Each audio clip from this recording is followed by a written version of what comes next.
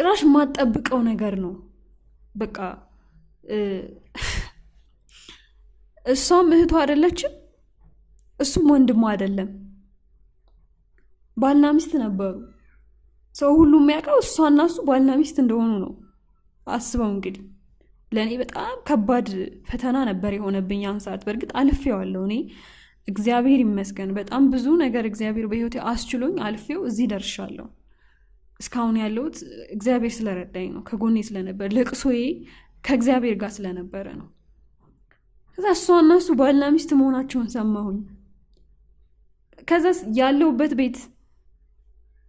እንደገና ወደ ኋላ የአንድ አመት ያልተከፈለ የቤት ኪራይ አለበት